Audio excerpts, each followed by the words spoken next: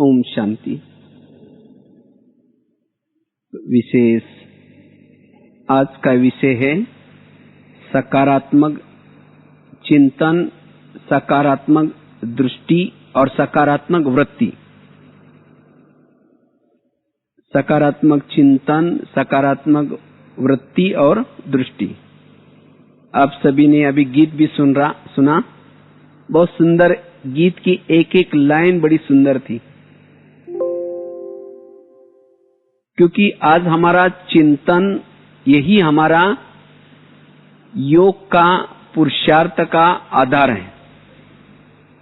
और अभी भी बाबा की पिछली मुरली सभी ने सुनी होंगी।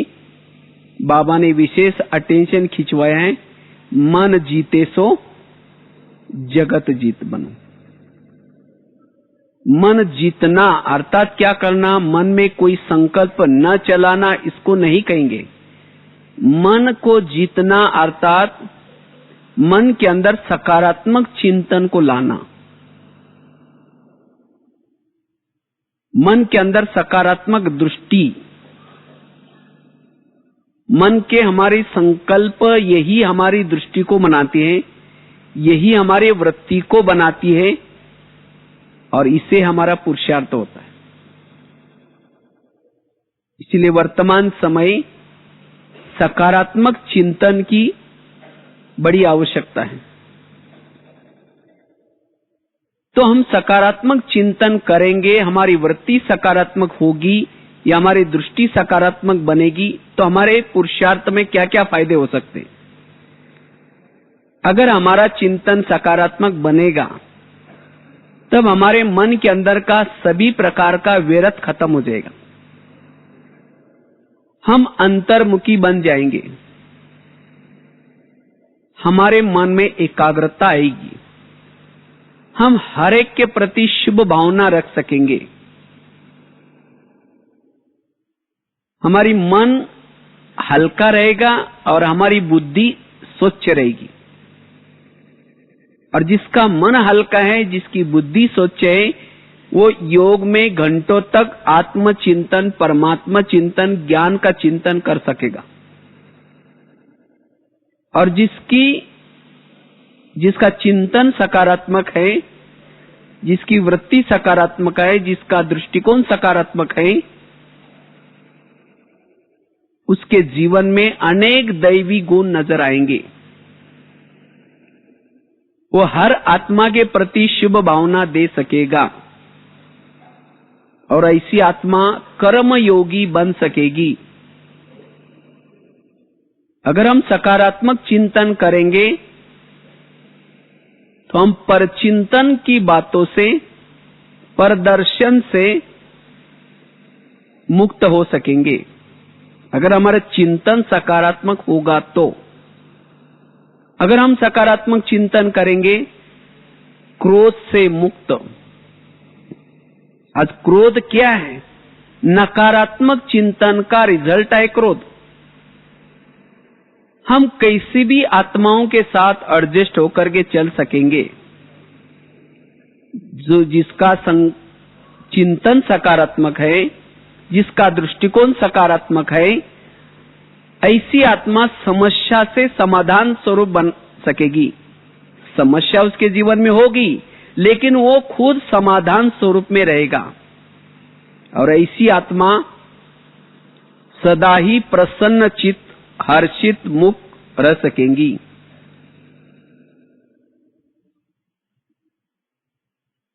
और जब हमारा चिंतन सकारात्मक होगा, जिसके कारण मन का विरत खत्म हो जाएगा, बुद्धि स्वच्छ बन जाएगी, जिसे हम बीती हुई बातों को बिंदी लगा करके सदा ही बिंदु स्वरूप में स्थित रह सकेंगे।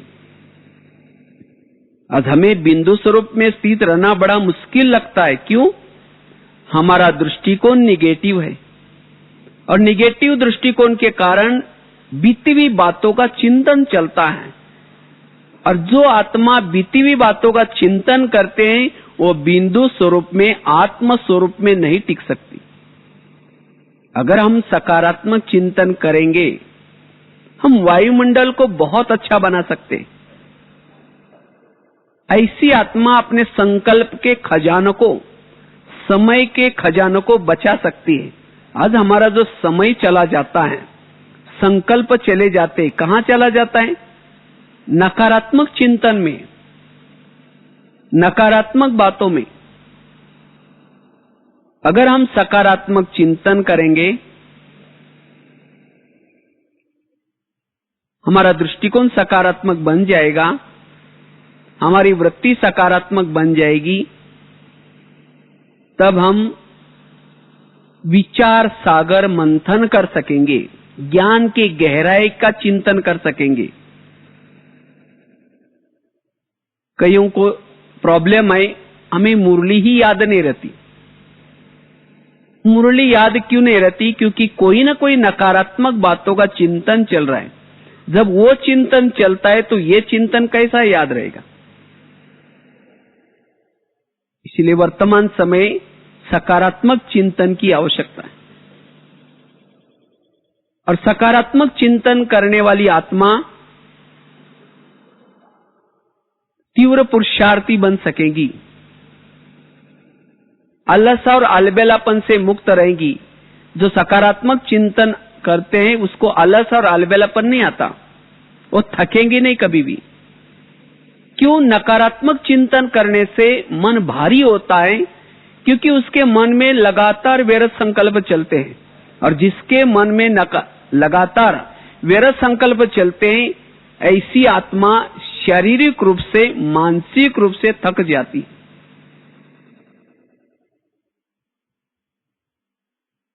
इसलिए सकारात्मक चिंतन की आवश्यकता है।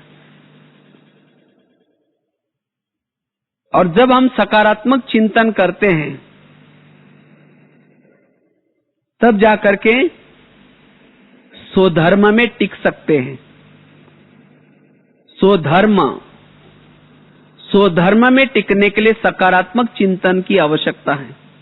सकारात्मक चिंतन करने वाला किसी के भी अवगुणों के तरफ नहीं देखेगा, उस सभी के अंदर उसको गुण ही गुण नजर आएंगे।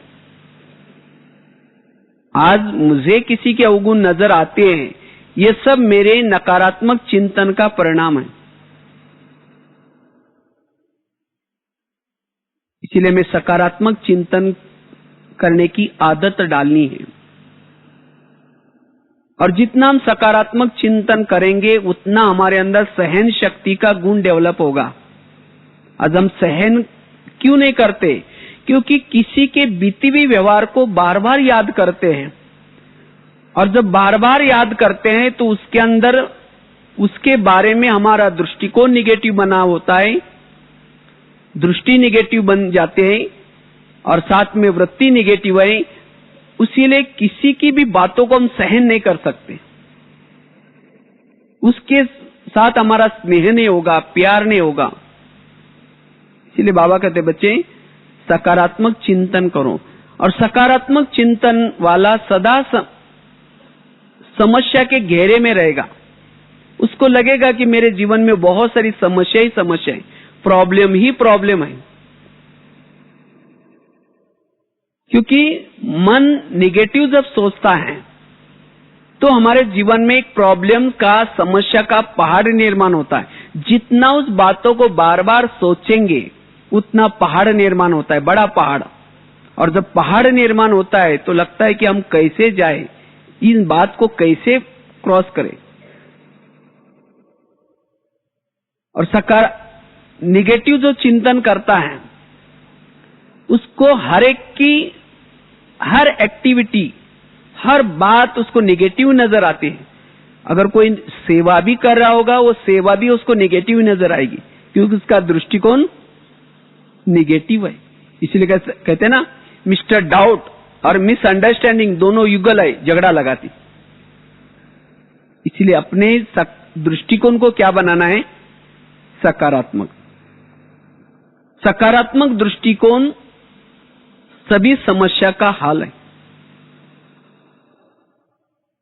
तो हम अपने दृष्टिकोण को सकारात्मक कैसे बनाए, ये तो आपको फायदा बताया, लेकिन ऐसा हमारा दृष्टिकोण सकारात्मक कैसे बने? तो सकारात्मक दृष्टिकोण बनाने के लिए सबसे पहली बात है, हम हर घटना को, हर बात को कल्याणकारी समझ करके चले। अगर मुझे किसी के प्रति दृष्टिकोण सकारात्मक बनाना है, उसके प्रति वृत्ति सकारात्मक बनानी है, तो मुझे हर घटना को, हर बात को कल्याणकारी समझ करके चलना है। जैसे अभी गीत सुन रहे थे ना, अमृत मंथन करने के बाद क्या निकला? टोटल इस ज्ञान का सार, सोचो भला करो भला। ये टोटल आज हम जो ज्ञान सुनते, मुरली सुनते, इन सभी का रिजल्ट क्या है? रिजल्ट है सभी के लिए अच्छा सोचो, भला सोचो। अगर इतना सारा ज्ञान सुनने के बाद फिर भी मैं दूसरे के लिए अच्छा नहीं सोच सकता हूं, भला नहीं सोच सकता हूं, इसका मतलब मैंने इस ज्ञान को समझा नहीं, इस मुरली को समझा ही नहीं। तो हम कहेंगे नहीं, ये तो मेरे लिए कितना विघन रूप है और मैं इसके लिए कैसा अच्छा सोच सकता हूं। इसके लिए छोड़ो, बाकी सब के लिए मैं सोच सकता हूं।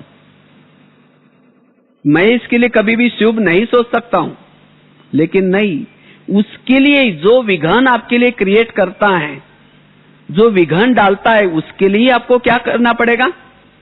सकारात्मक सोचना पड़ेगा। क्यों? वो अगर आपके जीवन में विघन न डालता तो आपका कल्याण नहीं होता।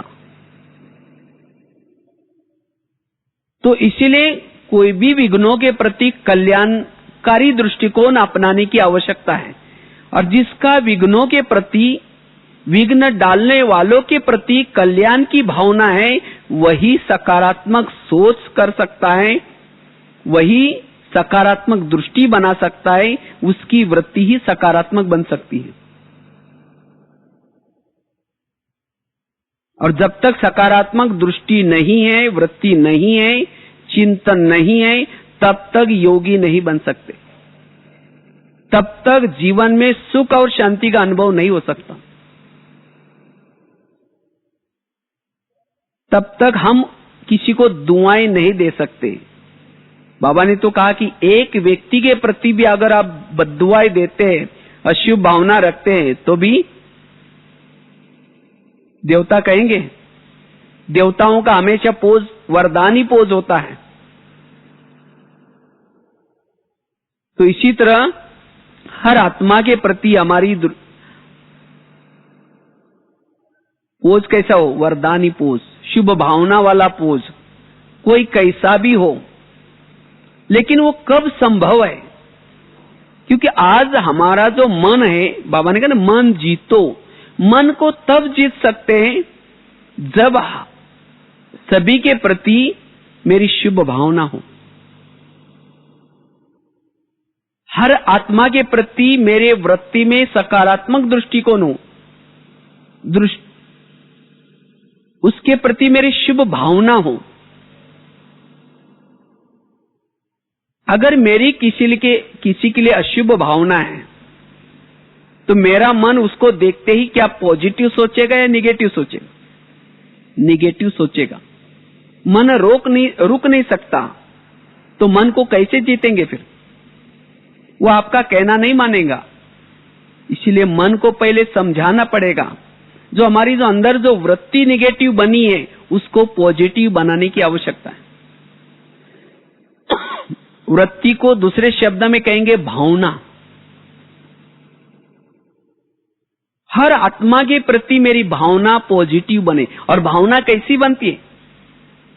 भावना बनते बार बार विचार करने से, बार बार संकल्प चलाने से भावना बनती है। और एक बार अगर किसी के प्रति भावना नेगेटिव बन गई,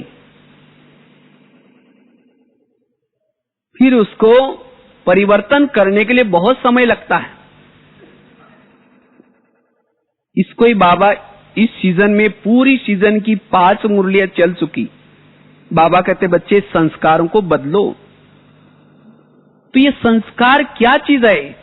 संस्कार मतलब जो मेरे मन में, मेरे अंदर किसी के लिए जो निगेटिव भावना बनी है उसको बदलना और उसको पॉजिटिव बनाना, इसको कहेंगे संस्कार बदलना। तो कैसे पता चलेगा कि किसी के प्रति मेरी भावना सकारात्मक है या नकारात्मक है? कैसा पता चलेगा? अगर किसी XYZ व्यक्ति से, माने किसी व्यक्ति से आप किनारा करते हैं, इसका मतलब उस व्यक्ति के प्रति मेरी भावना कैसी है? निगेटिव है। अगर किसी को आप बद्दुआएं देते, अशुभ भावना रखते, इसका मतलब मेरी उसके लिए भावना नकारात्मक बनी है। अगर आप किसी को सहयोग नहीं देते, इसका मतलब उसके प्रति मेरी भावना नकारात्मक है। अगर किसी की आप महिमा सुन नहीं सकते, कोई उस व्यक्ति की महिमा कर रहा है, वो व्यक्ति बड़ा अच्छा है, वो बड़ा अच्छा सेवा करता है, लेकिन आप कहेंगे नहीं नहीं, आप उसकी महिमा कर रहे हैं, वो ऐसा है, हमको पता है वो कैसा है, उसकी महिमा मेरे सामने कभी नहीं करना। अगर किसी की आप भावना महिमा सुन नहीं पाते, इसका मतलब उसके प्रति अंदर वृत्ति कैसे है? निगेटिव है। अगर किसी का परचिंतन करते हैं, इसका मतलब उसके प्रति आपकी भावना निगेटिव है। और जब आपकी भावना उस व्यक्ति के प्रति निगेटिव है, स्वप्न में भी आपको उसके ही विचार चलेंगे, चलते फिरते उसके ही विचार चलेंगे। तो क्या आपका मन आप जीत सकेंगे? इसीलिए उस व्यक्ति के प्रति आपको भावनाओं को पॉजिटिव बनाना पड़ेगा। जिस गुणों को लेकर के उस बाबा ने उस आत्मा को चुना है, उसके गुणों को देखना पड़ेगा, क्योंकि उसका चिंतन करने से, उसकी बातें औरों को सुनाने से घाटा किसका हो रहा है? किसका हो रहा है? अपना खुद का हो रहा है। इतना संगम युग का समय अच्छा चल रहा है, जो समय है आत्मचिंतन, परमात्मा चिंतन का, लेकिन हम किसका चिंतन कर रहे हैं? उस आत्मा का चिंतन कर रहे हैं। अगर आकाश में थूकेंगे, थूका कहां आएगा? अपने पर आएगा। उस आत्मा का चिंतन करने से घाटा मेरा हो रहा है, मैं वायुमंडल को खराब कर रहा हूं। इसीलिए मुझे क्या करना पड़ेगा? उस आत्मा के प्रति अपनी भावनाओं को बदलना पड़ेगा, वृत्ति को बदलना पड़ेगा, उसके प्रति दृष्टि को बदलना पड़ेगा।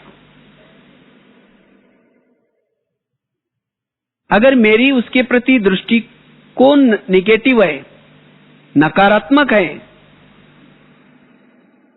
तो उसकी हर बातें मुझे निगेटिव नजर आएगी। एक बहुत सुंदर घटना आपको सुनाते हैं। एक माताजी थी, उसकी पड़ोसनी थी, उसके छत पर वो सवेरे सवेरे कपड़े सुखाती थी। तो उस माताजी से घर से उसका छत दिखाई पड़ता था, वो पड़ोसनी का। तो उठ करके रोज उसके कपड़े सुखाए देखती है, और कपड़े देख करके कहते हैं ये लोगों को कपड़े धुलाने की भी अक्ल नहीं है, क्योंकि उसके प्रति उसका निगेटिव दृष्टिकोण था, ईर्ष्या थी, घृणा थी, नफरत थी। कहते इनको कपड़े धुलाने की भी अक्ल नहीं है, देखो कितने मैले मैले कपड़े हैं, लोग पता नहीं कौन सा सर्फ यूज करते, पता नहीं कौन सा साबुन यूज करते। वो अपने पति को रोज उसकी बातें सुनाती। तो एक दिन जब वो उठी, उसने छत से देखा, अपने घर से उसके छत पर देखा, तो कपड़े बहुत साफ नजर आने लगे।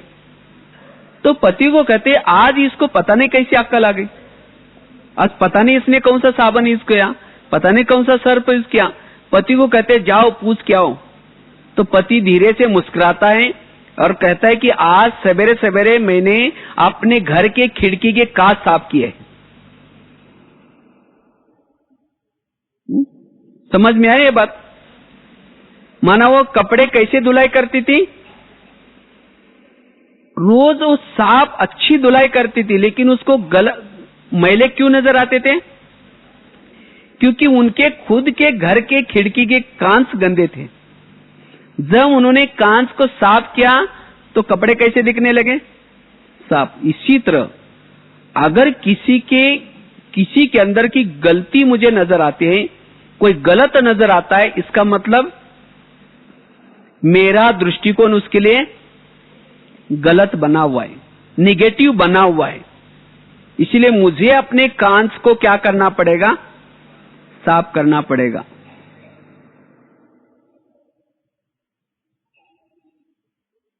अगर हम कहते ही नहीं ऐसा ही करेंगे, गलत ही करेंगे, तो फिर वो ऐसे ही गलती करते रहेंगे। और बाबा ने कुछ दिन पहले अभी शायद 25 तारीख को मुरली चलाई, बहुत सुंदर। बाबा ने कहा कि किसी के अंदर के अवगुणों को निकालना ये मेरा कॉन्ट्रैक्टर है, ये मेरा है, मेरा काम है, ये तुम्हारा कॉन्ट्रैक्टर नहीं है। तुम अगर किसी के अवगुण देखते हैं, उसका चिंतन करते, वर्णन करते हैं, तो तुमने हाथ में लॉ लिया है। तुम अपने हाथ में ये लॉ नहीं लो। किसी के अवगुण देख करके तुम अपना टाइम वेस्ट नहीं करो। ये सब मेरा काम है, किसी को बदलना, ये करना। अगर तुम्हारी बहुत ही शुभ भावना है उसके प्रति, तो बड़ों को सुनाओ और उसके बाद तुम चिंतन मत करो। इसी तरह हमें भी क्या करना है? किसी के अंदर के अवगुण को देख करके मुझे अपने दृष्टिकोण को निगेटिव नहीं बनाना है। नहीं तो यह संगम युग मुझे बहुत कठिन लगेगा। पुरुषार्थ करना, योग लगाना बहुत कठिन लगेगा, और यह केवल नकारात्मक दृष्टिकोण के कारण। इसलिए वर्तमान समय अगर हमें सहज पुरुषार्थी बनना है, सहज योगी बनना है, तो अपने दृष्टिकोण को पॉजिटिव बनाने की, अपने वृत्ति को पॉजिटिव बनाने की, अपने चिंतन को पॉजिटिव बनाने की, सकारात्मक बनाने की बड़ी आवश्यकता है।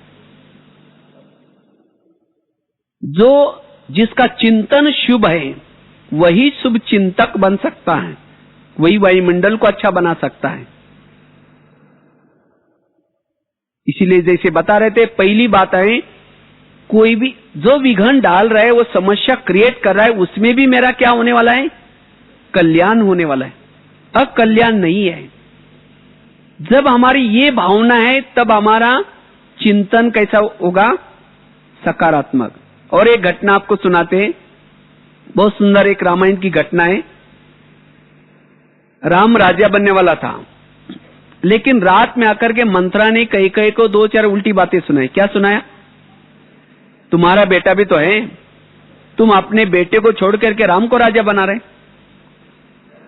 और ये बातें सुनकर के कई ने क्या क्या, राम को राजा बनाने के बजाय उसको 14 वर्ष वनवा में भेजा। वनवा में गया, सीता गई, लक्ष्मण गए, तीनों भी घर से गए। इसी वियोग का कारण दशरथ ने प्राण त्यागा। उनको खाने का प्रॉब्लम, सोने का प्रॉब्लम, घास में सोए, जंगल में रहे। ये सब किसके कारण हुआ? मंत्रा के कारण। तो मंत्रा को जो भी देखेगा उसके भावना अच्छी चलेगी, बुरी चलेगी? सब कहेंगे देखो मंत्रा ने राम के लिए जंगल में भेजा, सब उसको गलत समझेंगे। इतना ही नहीं, मैं खुद ही जब रामायण देखता था, मंत्रा का जब पार्ट देखता था बचपन में, उसका दिखाते हैं जैसे वो बुढ़िया सा पार्ट है, डंडा लेकर के वो स्क्रीन में आते हैं, तो उस समय हम कहते हैं इसको भगाओ भाई, इसको नहीं देखना, क्योंकि राम के लिए उसने बहुत बुरा व्यवहार किया। लेकिन एक दिन जब मैं चिंतन कर रहा था, तब मुझे पता चला मंत्रा ने राम के लिए जो किया वो अच्छा किया। अगर मंत्रा उसी रात में उनके घर में ना आती तो राम क्या बनने वाला था? राजा। अगर वो राजा बनता तो जंगल में नहीं जाता, अगर जंगल में नहीं जाता तो सीता की चोरी नहीं होती, अगर सीता की चोरी ना होती तो रावण को न मारता, अगर रावण को ना मारता तो राम की महिमा भी कोई नहीं गाता। तो राम की महिमा किसके कारण है? मंत्रा के कारण। यह है उस विज्ञान का दृष्टिकोण सकारात्मक। इसी तरह ड्रामानुसार हमारे पास भी, हर एक के पास भी 1-2 मंत्र है, जो यहां की बात वहां करते हैं, चुगली करते हैं, परेशान करते हैं, लेकिन हम उस व्यक्ति को देखते हमारा दृष्टिकोण क्या बनाते? निगेटिव। अगर राम के जीवन में मंत्रा ना आती तो राम का भला होता?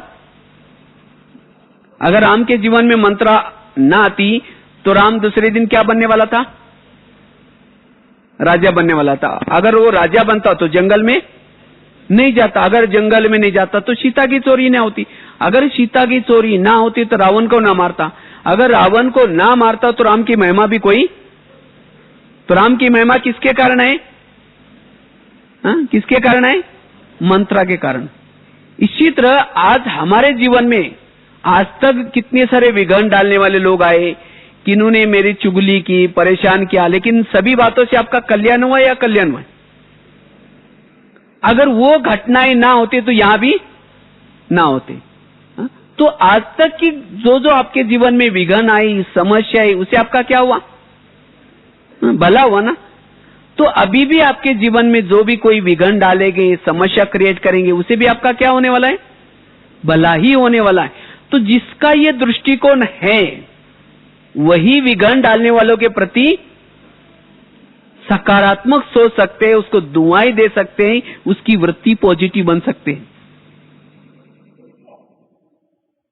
अगर आपके जीवन में विघ्न डालने वाले ना आते, ना इतना अच्छा बाबा मिलता, ना इतना अच्छा परिवार मिलता, ना दीदी दादियां मिलती, ये सब किसकी दौलत है? जैसे राम के जीवन में मंत्रा आने के कारण हनुमान मिला, अंगद मिला, ऋषि मुनि ये सब मिले, इस किसकी दौलत थी? मंत्रा की। इसी तरह आज हमारे जीवन में भी आज तक जिन्होंने विघ्न डाले, समस्या क्रिएट की, उनके कारण तो हमें इतना अच्छा ज्ञान, परिवार मिला, बाबा मिला। इसीलिए कभी एकांत में बैठ करके आज तक जिन्होंने विघ्न डाले उन सभी को धन्यवाद दो। कहो कि आप लोगों ने हमें विघ्न डाले, हमारे जीवन में हमारा बहुत अच्छा हुआ, लेकिन अगले 5000 साल के बाद फिर तंग करने के लिए, विघ्न डालने के लिए जरूर आना। तो क्या उसके लिए वृत्ति कैसी रहेगी?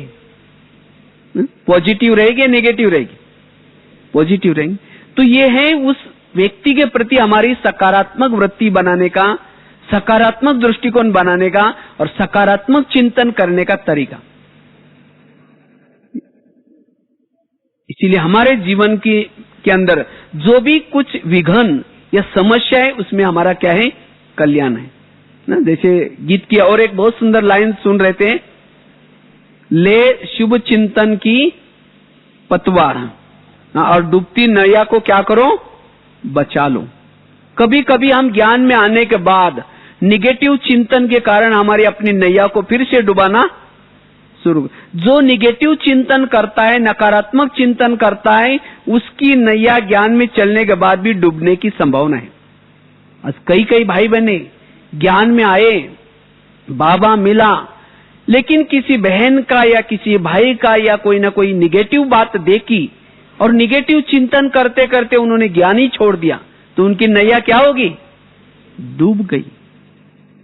इसलिए शुभ चिंतन की पतवार सदा साथ में रखना है।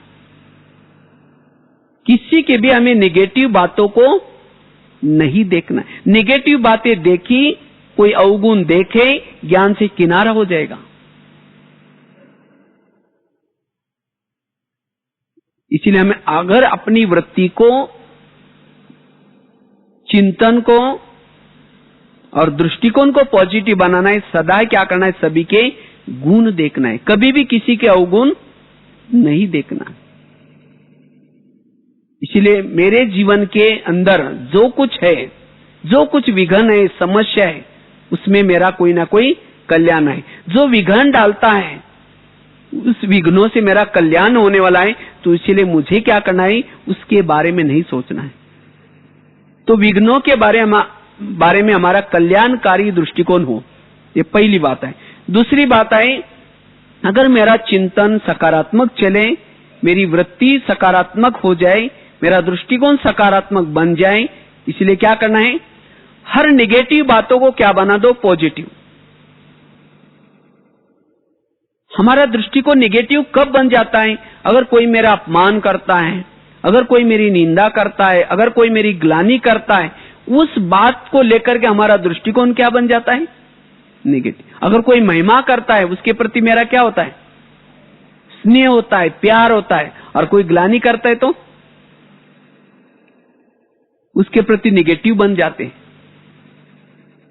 योगी किसको कहा जाता है? जो मान, अपमान, निंदा, स्तुति सब में कैसा रहे? समान। कुछ दिन पहले एक संडे की मुरली चली थी, बाबा ने कहा था संपूर्ण आत्माओं की निशानी क्या है? वो मान अपमान निंदा स्तुति में भी कैसे रहेंगे? समान रहेंगे। जो मान अपमान निंदा स्तुति में भी जो समान रहते हैं वही संपूर्णता के नजदीक रहेंगे। हमारा होता क्या है, अगर हमारे कोई मान देता है, कोई सम्मानजनक शब्द बोलता है, कोई महिमा करता है, गुब्बारे की तरह फूल जाते हैं। और कोई हमारी अपमान करता है, निंदा करता है, हवा चली गई, लुढ़क गए। जब योग में बैठेंगे, अगर किसी ने अपमान निंदा की तो कौन याद आएगा? वही याद आएगा। शुरू करेंगे मैं आत्मा हूं, शांत स्वरूप हूं, फिर कहेंगे मेरे को उन्होंने क्यों बोला ऐसा, मेरे को ऐसा क्यों बोला, फिर कहेंगे कोई बात नहीं मैं आत्मा हूं, फिर कहेंगे मेरे को क्यों बोला, वही बात याद आएगी। महिमा सुनने वाला भी योगी नहीं बन सकता।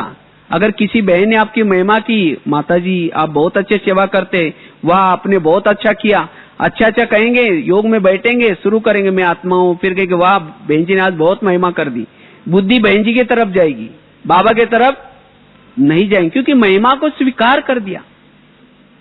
अगर ग्लानि को भी स्वीकार किया, महिमा को भी स्वीकार किया, योग बाबा से नहीं लग सकता। ना ग्लानि को स्वीकार करो, ना महिमा को स्वीकार करो। और वही आत्मा अपने दृष्टिकोण को सकारात्मक बना सकते हैं, अपनी दृष्टि को सकारात्मक बना सकते हैं, और चिंतन भी उसका सकारात्मक चल सकता है। हर बात में बैलेंस।